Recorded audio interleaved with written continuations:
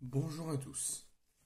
Juste avant, dans le JTOM, j'avais fait le point sur le fait que l'Arabie Saoudite était venue en renseignement auprès de la direction phocéenne pour s'attacher les services d'Azdin Ounahi dès cet été.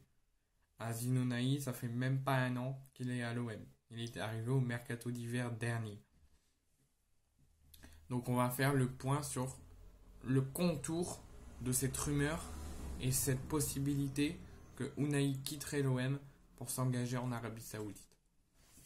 Donc deux clubs d'Arabie Saoudite que je vous ai dévoilés dans le JT juste avant, Al Hilal et Al Ahly, sont tous les deux concentrés et suivent la situation d'Unai à l'OM si jamais il viendrait à savoir que la direction voudrait le vendre. Azdin Ounahi est arrivé sur la Canebière l'hiver dernier, donc ça fait même pas un an qu'il est à l'OM. Le milieu marocain avait repoussé plusieurs prétendants pour donner sa préférence au club phocéen. Juste avant d'arriver, il n'y avait pas que l'OM qui était sur lui, il y avait d'autres clubs européens, plusieurs clubs. Il les a tous refusés comme Iliman Ndiaye, il les a tous repoussés pour uniquement avoir l'objectif de tout réussir les négociations et de s'engager à l'OM. Mais sa situation, au bout de quasiment un an, mais même pas encore un an, pourrait changer. Et les formations saoudiennes qui sont actuellement en train de tuer le football pourraient nous faire perdre un cadre assez important. Azdin Ounahi, c'est l'un des joueurs qui a donné pas mal d'illusions aux supporters de l'Olympique de Marseille. Il a été étincelant durant la Coupe du Monde au Qatar, avant sa blessure à l'orteil. Azdin Ounahi avait notamment été l'une des stars du dernier mercato hivernal. On attendait beaucoup de lui. Ça a été un petit peu repoussé suite à cette blessure à l'orteil. Au final, c'est l'OM qui avait raflé la mise en l'offrant à Angers un chèque de 10 millions d'euros avec un pourcentage de 30% à la revente. C'est ce que l'OM a fait comme indemnité de transfert quand ils l'ont recruté l'hiver dernier. Ils l'ont recruté 10 millions d'euros avec 30% possible à donner à Angers en cas de revente dans un autre club. Sa situation depuis cette arrivée l'hiver dernier a changé.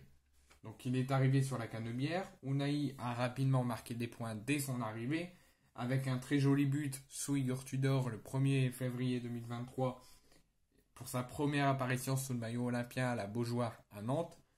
Ensuite, malheureusement pour lui, sa saison 2022-2023 n'a pas pu se poursuivre avec cette blessure à l'orteil à la Coupe du Monde, qui s'est arrêtée en mars.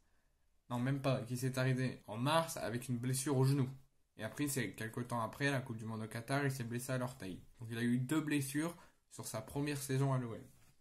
Il est revenu cet été, après 2 longues mois d'absence après cette blessure au genou. Il est revenu cet été. Ounahi suscitait logiquement beaucoup d'attentes du côté de l'OM.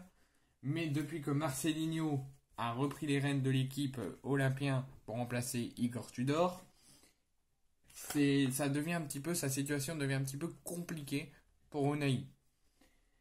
L'international marocain aux 2 buts en sélection et aux 18 sélections évolue sur le côté gauche du 4-4-2 de Marcelinho, mais ce n'est pas évident pour lui de se mettre à cette position.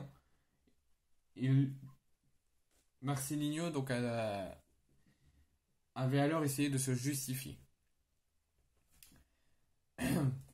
Concernant l'offre de l'Arabie Saoudite, l'intérêt de l'Arabie Saoudite. Là, on a parlé un petit peu de son arrivée à l'OM, son parcours à l'OM qui a été un petit peu chamboulé avec les blessures, donc il n'a pas eu beaucoup de temps pour se montrer. Là, il commence seulement à se montrer. Maintenant, on va parler de l'intérêt de l'Arabie Saoudite et des offres qui ont envoyé à l'OM, que l'OM n'a pas encore donné sa réponse. L'Arabie Saoudite, les 2 clubs ont fait tous les 2 une offre qui est comprise entre 15 et 20 millions d'euros. Les 2 clubs d'Arabie Saoudite qui sont intéressés par lui, c'est Al Hilal, le club de Neymar, et Al Ahly. Les 2 clubs, le deuxième Al Ahly est plus intéressé que le premier, mais les 2 clubs ont donné une offre à la direction phocéenne entre 15 et 20 millions d'euros. Moi, je serais très déçu, pour ma part, si il quitterait cet été l'Olympique de Marseille. Parce que tout comme Isaac Touré, tout comme Alexis Sanchez, tout comme plein d'autres joueurs qui sont partis, ils avaient encore l'opportunité de montrer leur valeur à l'OM et leur valeur à la direction et aux supporters et aux coachs. Mais la direction décide autrement et de les dégager et de ne pas leur laisser la chance. Alors que là, Unai, il y a eu des débuts compliqués avec les blessures, la Coupe du Monde, tout y était chamboulé. Là ça commence seulement à aller mieux. Et l'Arabie Saoudite, ben, ils viennent là et je pense que la direction va accepter malheureusement. Mais j'espère qu'ils me feront mentir et qu'ils accepteront pas et qu'on conservera Unai.